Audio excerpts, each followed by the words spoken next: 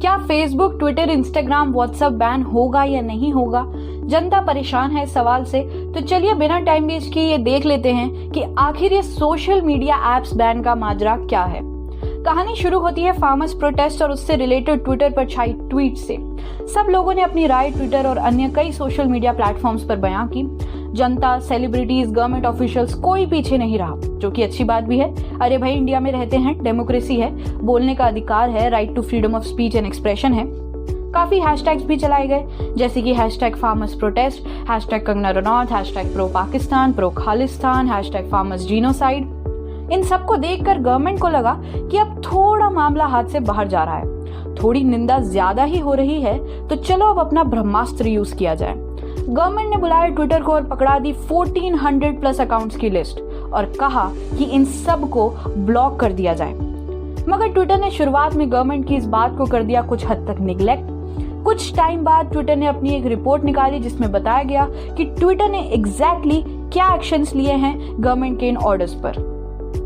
Twitter ने कहा कि ऐसी पोस्ट जो हार्मफुल कंटेंट स्प्रेड कर रही है उनकी विजिबिलिटी को रिड्यूस कर दिया गया है और 500 अकाउंट्स को परमानेंटली सस्पेंड कर दिया गया है। आगे भी जो अकाउंट्स गवर्नमेंट ने बैन करने को कहा था उन्हें अंडर सुपरविजन रखा गया है। मगर सेंटर ने कहा कि इतने एक्शंस इनफ नहीं है और सरकार ने जो ऑर्डर्स दिए हैं वो नॉन नेगोशिएबल है और लीगली बाइंडिंग है, तो इसे तुरंत फॉलो किया जाए, वरना या तो ट्विटर बैन कर दिया जाएगा या फिर ट्विटर अथॉरिटीज के खिलाफ सख्त कार्रवाई की जाएगी। इन सब के चलते सरकार ने अपना फेवरेट काम किया और कर दी रूल्स में थोड़ी छेड़छाड़। 25 फरवरी 2021 को कुछ गाइडलाइंस इशू की गई जिसमें काफी टेक्निकल पॉलिसी चेंजेस किए गए। इलेक्ट्रॉनिक्स एंड आईटी मिनिस्ट्री ने इंफॉर्मेशन टेक्नोलॉजी रूल 2021 निकाले। इन रूल्स को आईटी एक्ट 2000 के अंदर फ्रेम किया गया है।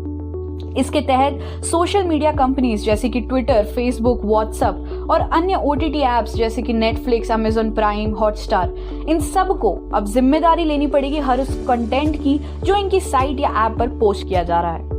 इन सब एप्स की प्राइवेसी और एग्रीमेंट पॉलिसी के थ्रू इन्हें यूजर्स को ये इन्फॉर्म करना पड़ेगा कि वो ऐसी कोई भी इंफॉर्मेशन अपलोड, पब्लिश या शेयर ना करें जो डिफेमेटरी, ऑब्सीन, फॉल्स या फिर मिसलीडिंग हो। तो बेसिकली होता क्या था कि अभी तक जो आईटी रूल्स थे उनके हिसाब से फेसबुक, ट्विटर, ये सभी एप्स केवल इंटरमीडियरी की तरह काम करते थे, यानी इन्हें सिर्फ इंफॉर्मेशन पोस्ट करने के लिए यूज किया जा रहा था और पोस्ट की गई इंफॉर्मेशन की कोई भी जिम्मेदारी इन एप्स की नहीं थी। मगर अब सरकार के नए रूल्स के हिसाब से इन सभी एप्स को रिस्पॉन्सिबिलिटी उठानी पड़ेगी अपने साइट पर पोस्ट हो रहे किसी भी कंटेंट की। कोई भी कंटेंट जो ये एप्स पब्लिश कर रहे हैं अपनी साइट पर, इन्हें ये ध्यान रखना होगा कि ये इंडिया के मल्टी रेशियल और मल्टी रिलीजियस सेंटिमेंट्स को हर्ट ना करें।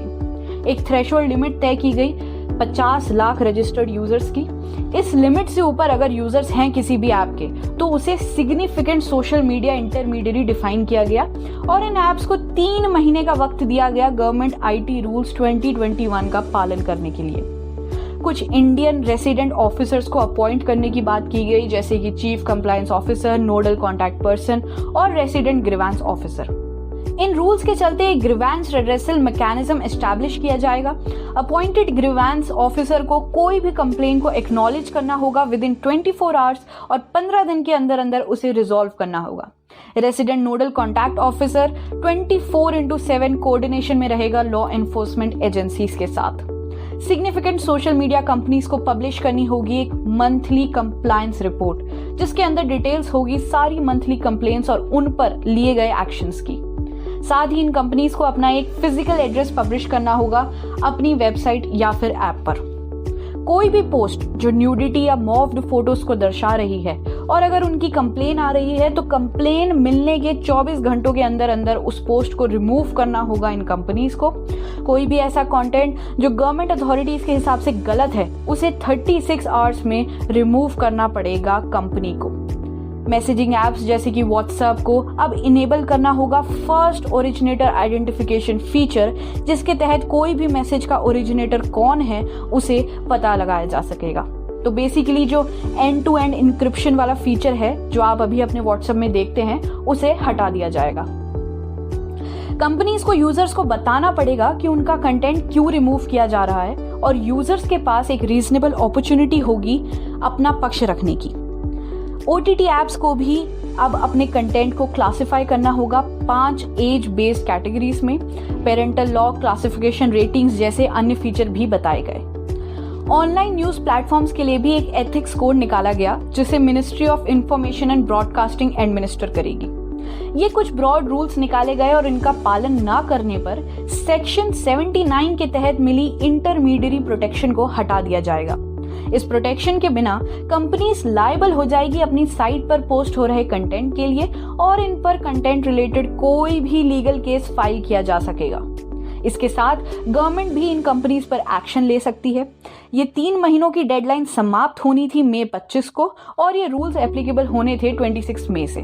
मगर एक कंपनी को छोड़ दिया जाए तो कोई भी ऐसी कंपनी नहीं है जिसने पूरी तरह ये रूल्स को एक्सेप्ट या फॉलो किया है। सिर्फ एक सोशल मीडिया प्लेटफॉर्म कू, जो कि इंडियन वर्जन ऑफ ट्विटर है, उसने इन गाइडलाइंस को एक्सेप्ट कर लिया है। कू के अंडर 60 लाख रजिस्टर्ड यूजर्स है। इसे लॉन्च किया गया था मार्च 2020 को। बाकी कंपनीज ने 6 महीनों का एक्सटेंशन पीरियड मांगा है इन रूल्स को पूरी तरह इंप्लीमेंट करने के लिए। फेसबुक का कहना यह है कि वो इन गाइडलाइंस को एक्सेप्ट करने के लिए तैयार है, मगर कुछ पॉइंट्स पर गवर्नमेंट के साथ फिलहाल डिस्कशन जरूरी है और उसके बाद इसे पूरी तरह इंप्लीमेंट किया जाएगा। व्हाट्सएप ने दिल्ली हाईकोर्ट में इंडियन गवर्नमेंट के खिलाफ केस फाइल कर दिया है कि इन गाइडलाइंस का जो ओरिजिनेटर आइडेंटिफिकेशन वाला पॉइंट है वो लोगों की राइट टू प्राइवेसी के अगेंस्ट है। तो फिलहाल तो कुछ भी बैन नहीं हो रहा है। कंपनीज ने 6 महीने का एक्सटेंशन पीरियड मांगा है गवर्नमेंट से, मगर इन नियर फ्यूचर क्या होता है ये देखना दिलचस्प होगा। काफी लोगों की अलग अलग राय है इस मुद्दे पर। कुछ लोगों के हिसाब से ये guidelines right to privacy and right to freedom of speech and expression के अगेंस्ट है। कुछ लोगों के हिसाब से ये सोशल मीडिया एप्स पर सर्कुलेट हो रहे वायलेटिव कंटेंट को रोकने की एक अच्छी पहल है। सरकार का कहना है कि ये guidelines Indian sovereignty, public order, public security को ध्यान में रखकर बनाई गई हैं। होपफुली ये गाइडलाइंस वायलेटिव कंटेंट को सर्कुलेट होने में रोक पाए, ना कि सरकार के प्रति हो रही निंदा को, क्योंकि डेमोक्रेटिक कंट्री है तो अच्छाई के साथ निंदा भी जरूरी है। आगे क्या होता है, कंपनीज क्या मांगे रखती हैं, गवर्नमेंट क्या एक्शन लेती है, ये अभी के लिए कहना मुश्किल है। कंप्लीट बैन होना तो थोड़ा अनलाइकली है, लेकिन हो सकता है अगर आगे भी कंपनीज ने इन गाइडलाइंस को एक्सेप्ट नहीं किया तो गवर्नमेंट उनके खिलाफ कोई भी एक्शन ले सकती है। मे बी फाइन इम्पोज किया जा सकता है या फिर इन कंपनीज के इंडिया में हो रहे बिजनेस पर कुछ रिस्ट्रिक्शंस लगाए जा सकते हैं, जैसे कि पिछले साल टर्की में हुआ था। कुछ गाइडलाइंस निकाली गई थी और सोशल मीडिया कंपनीज के द्वारा उन्हें एक्सेप्ट ना करने के कारण इन कंपनीज को टर्की में एडवर्टीजमेंट करने के लिए बैन कर दिया गया था। इंडिया में क्या होता है ये तो आने वाले कुछ महीने ही बताएंगे, मगर अभी के लिए आपके पास ट्वीट्स भी आती रहेंगी और व्हाट्सएप पर गुड मॉर्निंग मैसेजेस का फ्लो भी बना रहेगा। तब तक के लिए आप घर पर रहें, वैक्सीन लगवाएं और सेफ रहें। And lastly, thank you for watching.